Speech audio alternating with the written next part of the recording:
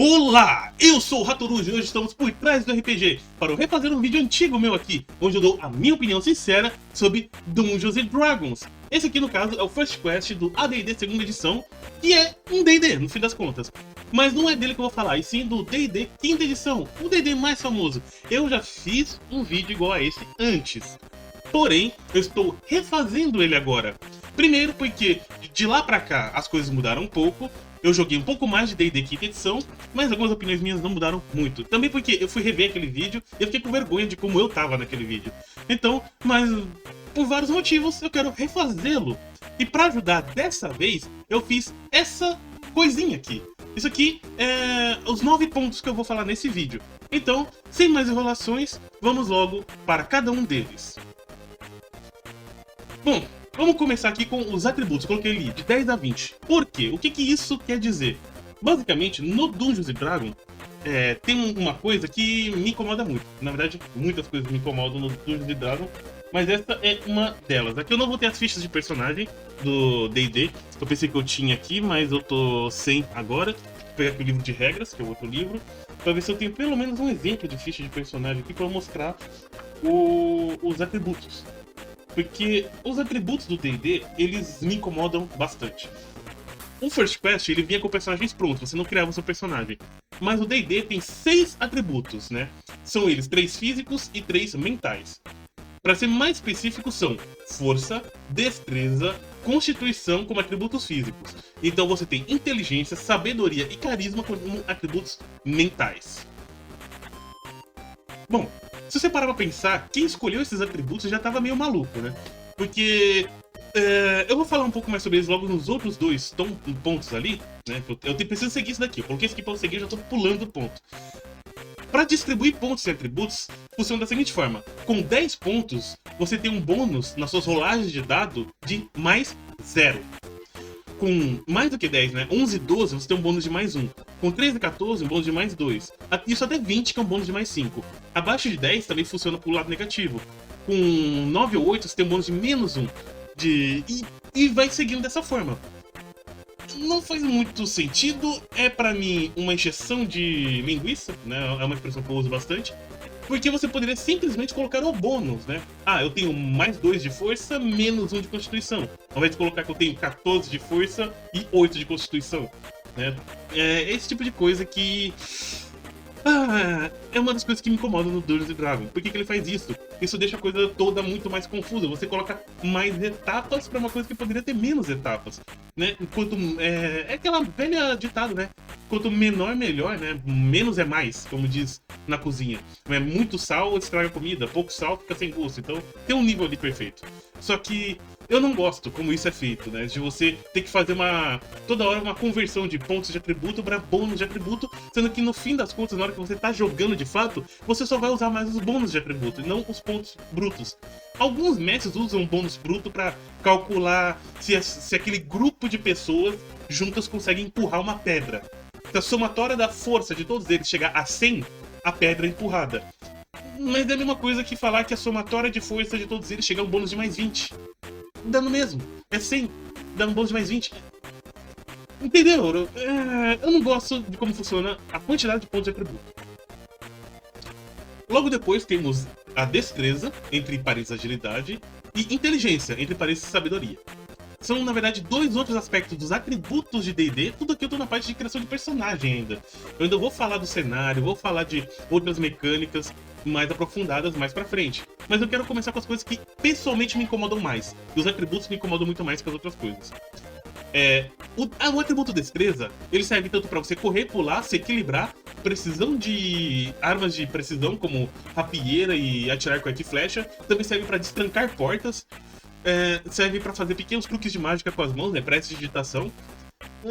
Não é coisa demais pra um atributo só. Basicamente, você só colocar ponto aí, você consegue fazer muita coisa. Não à toa que ladrões são, antigamente, né, no AD&D, são classes que são as únicas que têm habilidade de fazer essas coisas. Todos os outros podem tentar, mas a chance deles conseguirem fazer, comparado com o ladrão, é muito baixa. Ladrões são especialistas nisso. E o que hoje em dia não é mais, já que você atribui o atributo da forma que você quiser, você pode fazer um bruxo com 20 de destreza e conseguir arrombar portas muito melhor do que o ladrão do grupo que só tem 10. Mas esse não é o ponto com destreza. O ponto com destreza é que há uns dias aí eu fiz a análise do Daggerheart. E lá ele separou a destreza em agilidade e finesse. Que é o que eu faria, separar a destreza entre agilidade e destreza. Agilidade ficando para correr, pular, saltar, se equilibrar, se esquivar, tudo isso seria agilidade. São coisas que envolvem mais sua velocidade, suas pernas. E a destreza que envolveria movimentos finos com as mãos, né? Destrancar portas, movimento com coisas precisas, como precisão de arco e flecha, pintura, esse tipo de coisa que precisa de movimentos mais delicados, ou uma precisão maior com as mãos. E agilidade seria mais membros inferiores, para as pernas. É assim que eu faria, e é assim que eu acho mais interessante, né?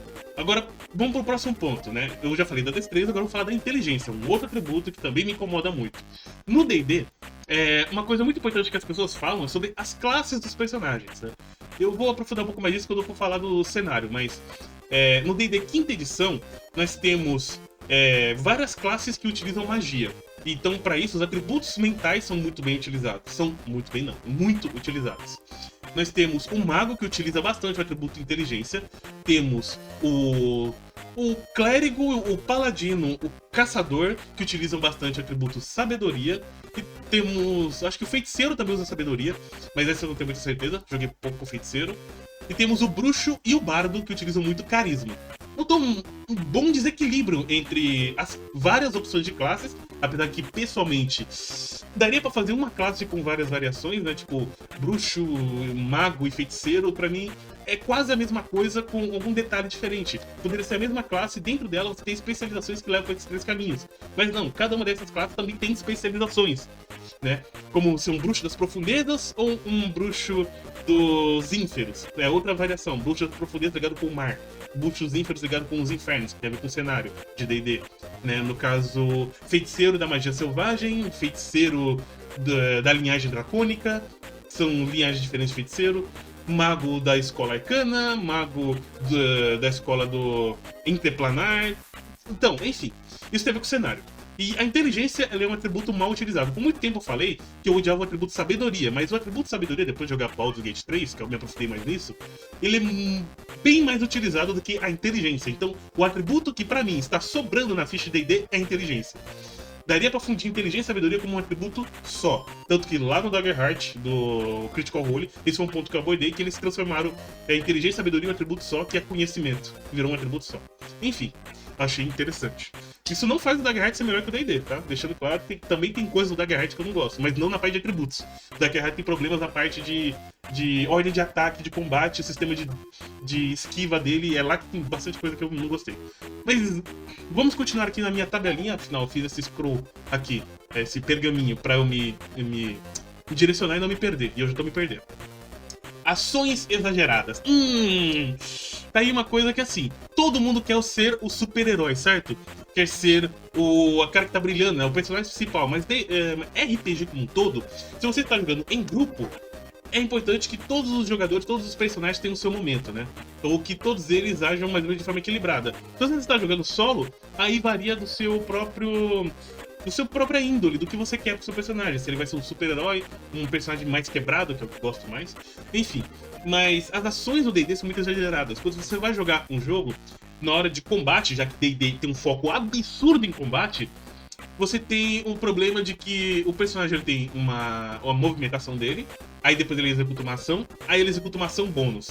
Se ele for um guerreiro, ele pode ter um surto de ação, que faz com que ele utilize a ação normal dele 2 vezes. Ou se ele for um bárbaro, tem uns tipos de bárbaro que conseguem fazer uma movimentação a mais, né? Os ladrões, muitos deles têm uma ação bônus a mais, e a ação e a ação bônus são diferentes. Na ação você faz um ataque com a sua mão principal, na ação bônus você faz um ataque com a sua mão secundária. Tipo, eu tô usando 2 facas. Com uma mão eu bato com a faca principal, com a outra mão eu bato com a faca secundária. A ação normal, uma ação bônus. Usar uma poção é uma ação bônus, né? Abrir uma porta gasta pontos de movimento. Tipo, eu posso me mover 10 metros, mas se eu for abrir essa porta eu vou perder 1 metro de movimento só pra abrir essa porta. Então eu vou conseguir só me mover mais 9 metros. Todos esses detalhezinhos, o mestre tem que lembrar disso, os jogadores têm que lembrar disso, e a gente não lembra de tudo, vamos ser sinceros. Na hora a gente faz o que dá na telha e o mestre vai aprovar ou reprovar as coisas. E a gente só lembra depois e fala, ai, droga, eu tinha ainda uma reação pra usar aí, ó. Eu nem falei da reação, você também tem uma reação que você utiliza na vez dos outros, né? Seja quando você é atacado pra contra-atacar com seu escudo, ou pra utilizar uma magia que gasta o seu ponto de reação pra usar. Existem. Bom, são muitas coisas. Nos meus tempos áureos de RPG antigamente, em grupo, todos os RPGs nossos, que era RPG de papel e caneta, todo jogo personagem tinha um movimento e uma ação, só. Só isso. Eu posso andar ou pular, isso também conta como um movimento, já que no D&D pulo é uma ação bônus e não um movimento, porém é uma ação bônus que também gasta o seu movimento. Jogando Baldur's Gate 3 fica mais claro isso. E no livro também eu acho que é explicado isso melhor, só que agora eu não lembro como está explicado no livro. O ponto é muito detalhezinho, é muita coisinha pra você lembrar e fica muito confuso. E o principal de tudo, que todo jogador de D&D, todo mestre de D&D sempre esquece desse pequeno detalhe. Explicar tudo isso para alguém que nunca jogou RPG na vida é muito difícil. São muitas informações que ele tem que assimilar para começar a jogar. Muita gente é bastante arrogante quando vai tratar com novos jogadores. Eu ouvi relatos, tá? Pessoas falaram pra mim, cara, você é um bom mestre, você adora que você explica bem pra novos jogadores. Porque eu tive numa mesa que ficaram me bulinando porque eu não sabia as regras. Eu ouvi isso hoje, conversando com um amigo meu no Discord. Cara, é muita informação. E as pessoas que jogam D&D sabem isso de cor e elas acabam não gostando de explicar isso. Então, D&D, entenda, jogadores de D&D, mestre D&D, D&D não é um jogo bom para novos jogadores. Como assim? Um jogo de entrada, sabe? Ele não é amigável para jogadores iniciantes. Isso, essa era a frase que eu queria. D&D não é um jogo amigável para jogadores iniciantes. Vamos lá. Ações exageradas, vamos falar da defesa passiva. Esse não é algo que me incomoda muito, mas é algo que fica matutando na minha cabeça de outros RPGs, inclusive RPGs grandes do mercado, como Vampiro à Máscara, que fazem isso de uma forma mais interessante. Basicamente, a forma de você se defender dos ataques dos inimigos, sem ser lá usando o ponto de reação, é passivo. Você não tem algo que você possa fazer no meio de um combate. Eu tô focando tanto em combate porque D&D é um RPG muito focado em combate. Então não tem muita coisa que você possa fazer no meio do combate pra impedir de ser atacado ou de ser acertado. Você tem um valor que é o seu CA, que é classe de armadura. Se o mestre, na hora de rolar o ataque do inimigo, ele tirar um valor no dado ou na habilidade do inimigo que seja superior aos seus pontos de classe de armadura, o inimigo te acertou. Mas o meu ladino, ele é esguio, ele pode se esquivar de tudo. Mas se ele tem 17 de CA, o mestre vai acertar quase tudo, porque ele quase nunca vai rolar o D20 puro, ele vai sempre ter o D20 mais 5, mais 3, e vai passar da sua CA e vai te acertar. E não tem muito o que você fazer, a não ser que você tenha uma habilidade que gasta sua reação pra você impedir isso, só. Então, a defesa no D&D, ela é passiva e não ativa. Entretanto, como eu disse, isso não é algo que me incomode tanto quanto as coisas que eu já falei. As outras coisas me incomodam bem mais. Isso é algo que eu vejo que, pra natureza do D&D, é complicado de mexer. E eu entendo porque que eles deixaram desse jeito. Mas eu colocaria uma mecânica de defesa ativa. No meu Ducado Verona tem a defesa passiva, é a sua proteção, que reduz o dano, mas ao mesmo tempo você perde pontos de proteção. E a defesa ativa, que é o seu bloqueio ou aparar, porque bloqueio se você tiver escudo, aparar se você só tiver com a arma, é a mesma coisa. Você consegue anular todo o dano, mas você tem o risco de perder aquele equipamento. Perder a sua arma ou perder o seu escudo. O escudo foi feito pra isso, mas perder uma arma pra evitar um dano pode salvar a sua vida, mas vai te deixar desarmado. Então, são escolhas e você tem algo a fazer, a não ser apenas contar com a sorte do inimigo errar o dado. Eu vou tomar um pouco d'água e vamos para o próximo ponto. Aqui no meu scroll, no meu pergaminho, tá escrito aqui 3 ou mais livros. É uma coisa que eu falei no meu outro vídeo. Na mesa de D&D que eu tô jogando, o meu personagem é um bardo da criação. Bardo é uma classe que está no livro do jogador. Além disso, você tem algumas informações sobre como mestrar para um bardo no livro do mestre. E o Bardo da Criação, ele é uma escola de bardo que tá no caldeirão de taxa para todas as coisas. Acho que chama assim no livro. Enfim, ou seja, só pro mestre mestrar uma aventura com o meu Bardo da Criação, ele precisa de 3 livros. O livro do mestre, com as regras de teste, de dificuldade, de como gerenciar o mundo e mestrar. O livro do jogador, que é onde está a classe básica do bardo, isso todas as suas funções e tal, os itens e equipamentos, então tudo é um livro do jogador. E o caldeirão de taxa de todas as coisas, que é onde está a especificada a escola do bardo que eu tô jogando. Isso pro meu personagem. Tem outros personagens na minha mesa que eu precisaria de muito mais informações pro mestre saber. E cada livrinho do D&D custa, em média, uns 250. Aliás, eu vou ver agora, nesse exato momento, dia 17, que é quando eu tô gravando esse vídeo. Olha, foi até difícil de achar.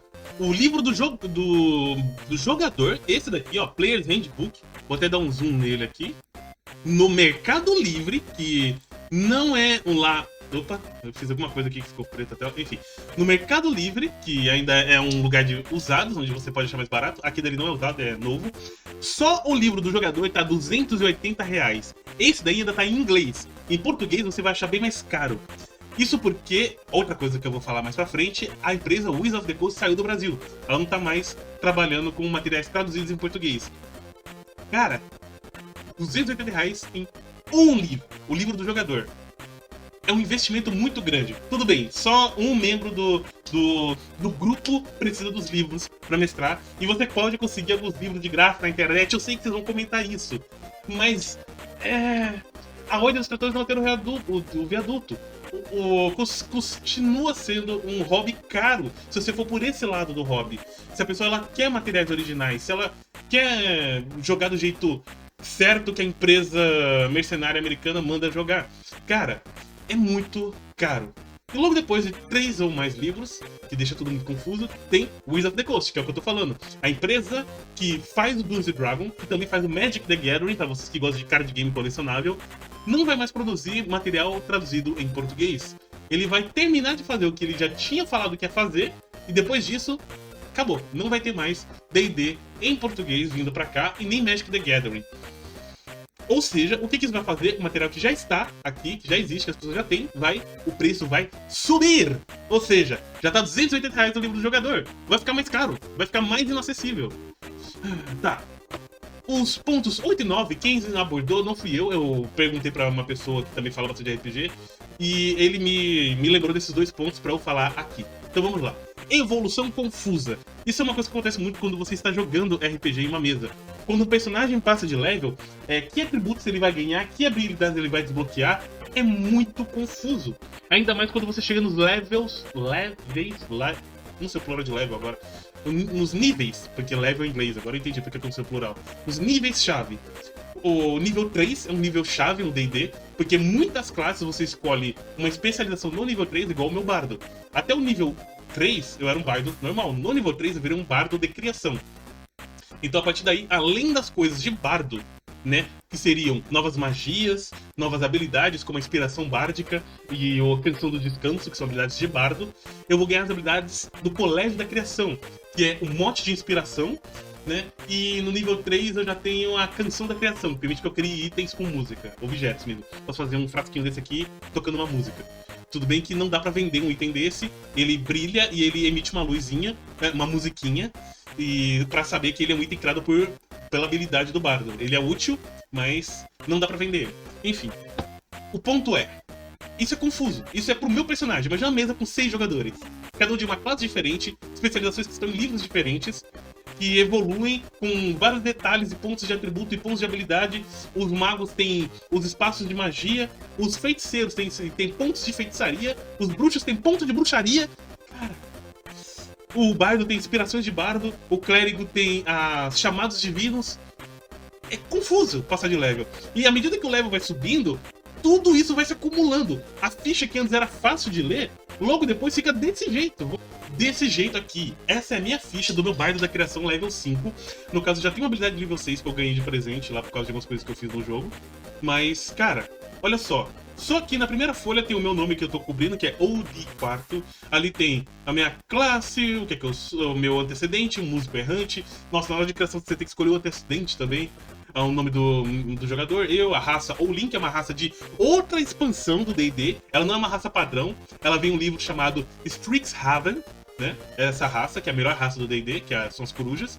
Além disso, tem lá minha classe de armadura, minha iniciativa, meu deslocamento aqui no meio, meus pontos de vida temporário, que são coisas que você ganha e você substitui um valor maior pelo valor menor. Você não cura pontos de vida temporário, se você perder, perdeu. E é tipo uma armadura a mais. Olha, outra forma de se defender, mais ou menos. Aqui tem a ver com a personalidade, com a história do meu personagem. Aqui tem os itens e equipamentos do personagem. Aqui outros itens que o personagem está carregando. Aqui eu coloquei as características e habilidades tanto de bardo quanto da minha raça. Aqui do lado esquerdo eu coloquei os conhecimentos do meu personagem, as perícias, proficiências, que é a mesma coisa que perícia, mas só voltado para armas. As línguas que o personagem fala, que o personagem tem visão noturna, ele voa, as penas dele são silenciosas, eu sei tocar alguns instrumentos porque eu sou um bardo. Isso aqui são as perícias, isso aqui são os testes de resistência aqui, são os saving throws, que chamam em inglês, que são as rolagens para se proteger com a força, se proteger com a destreza, com a... enfim. Aí lá embaixo nós temos o desenho do meu personagem, que eu fiz numa IA, eu sei, porque eu não sou um desenhista. A idade, a altura, peso, aqui é tudo particular e tal. Aqui são umas anotações que eu coloquei sobre a mesa que a gente tá jogando. Aqui tem a ver mais com as minhas habilidades, porque eu não ia ficar consultando o livro de regras toda hora. Então eu coloquei aqui que eu tenho a habilidade de criar uns tentáculos de água. Eu anotei aqui o que esse tentáculo faz. É um poder que eu ganhei por causa de um pacto que eu fiz com um personagem lá durante a aventura. Um item dançante com a habilidade de mais da criação, que eu posso dar vida a um objeto. Eu posso também criar um objeto com a performance da criação e usar a performance da animação para transformar esse objeto no item dançante. Quer dizer, isso só o bardo. Quando você vê as outras classes, cada uma tem 1 milhão de coisas pra ele. Aqui são coisas que eu tô carregando na minha bolsa.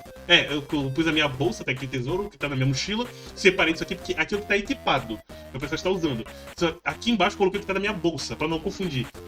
E aqui embaixo minhas magias. Várias magias de vários tipos de diferentes. Aqui eu tenho que calcular... Eu espero que vocês tenham conseguido entender quão confuso fica uma ficha de personagem do D&D. À medida que a aventura vai avançando, que tudo vai melhorando, ficando mais forte, vai ficando mais sobrecarregado, mais confuso. Eu não consegui entender. Começou a ficar lenta a minha gravação. Então eu fechei o OBS, abri de novo e, bom, vamos continuar aqui. Eu já tô terminando o vídeo. A ficha fica muito confusa. Por último, o último ponto, combate MMORPG. O foco do D&D é o combate, no fim das contas. Sendo que RPG é jogo de interpretar papel, né? RPG, roleplay game. Roleplay é interpretar papel. É um ator, ele tá interpretando papel e está fazendo um roleplay. Game é um jogo. Então é um jogo de interpretar papel. É um jogo de teatro, onde os jogadores interpretam personagens, seguindo seguintes regras listadas pelo manual. Porém, o D&D, ele se envenenou demais com a era do MMORPG. MMORPG é uma vertente de jogos de eletrônicos, né, de computador, também tem MMORPG para console, tipo Final Fantasy XIV, onde o foco é você matar bichinho, passar de level, conseguir novos equipamentos, ficar mais forte, para matar mais bichinho, passar mais de level, e assim, cumprindo missões para conseguir novos equipamentos, para pegar outras missões, matar os bichinhos, passar de level, para ter sua mesa de RPG. Então, D&D, ele realmente bebeu muito de MMORPGs. Uma coisa que tinha antigamente aqui no D&D, por exemplo, você não tem habilidade de guerreiro. Tipo, as manobras do guerreiro, você não tem. E, de novo, tá ficando com atraso a gravação. Tá, vamos terminar logo isso aqui. Eu vou depois ver a configuração aqui do que tá acontecendo. Enfim, o guerreiro, ele tinha mais pontos de vida e mais defesa, porque ele ia na linha de frente, ele tomava mais dano e ele usava armaduras pesadas. Por causa disso, ele não tinha nenhuma afinidade com magia. E a magia também era um ponto fraco dele. Agora os magos, eles eram extremamente frágeis, mas eles tinham uma gigantesca afinidade com magia. E eles podiam tanto se defender de magia quanto interpretar magia, etc. Os ladrões, eles não eram tão bons para enfrentar inimigos de frente, mas eles eram exímios para se esconder nas sombras, preparar armadilhas, pegar inimigos por trás, desvendar mistérios. Os clérigos estavam aqui para fazer o meio de campo, né? Proteger, curar, eles também lutavam mais para proteger do que para destruir os inimigos, exceto os mortos-vivos. Porque no cenário de D&D antigo, AD&D principalmente, os clérigos servem para afastar o mal, que aqui é tratado como os mortos-vivos no universo. No Old Dragon é o caos, não o mal. Eu acho mais legal o Old Dragon por causa desse detalhezinho que pra mim é show. A ordem contra o caos. Bom, isso era o sentimento que tinha no D&D no começo dele. Mas do D&D 3.5, 4, 5 e o futuro 5.5, que é também chamado de D&D One, igual o Xbox One, voltou para as origens, ele vai ser bastante influenciado pelos jogos de videogame. E esse ponto eu não gosto muito de D&D, porque tem outros jogos influenciados em jogos de videogame que fazem isso melhor que o D&D. O D&D originalmente não era isso, ele acabou se tornando isso para vender mais. Porque é o que tá na moda, e então a gente vai ficar na moda pra poder vender. Basicamente isso. Bom, isso resume minhas opiniões sobre D&D. Deixa eu tirar esse scroll daqui. Pronto. Isso resume minhas opiniões sobre D&D. Essa é a minha atualização daquele vídeo. Eu espero que meus pontos tenham ficado mais claros dessa vez. E eu quero muito que você comente nesse vídeo as suas opiniões sobre cada um dos pontos que eu tratei aqui. Eu sou o Ratoruja, esse é o meu canal, você é bem-vindo aqui para comentar com respeito e igualdade, a gente aqui respeita todo mundo. E até a próxima, nesse mesmo canal. Falou!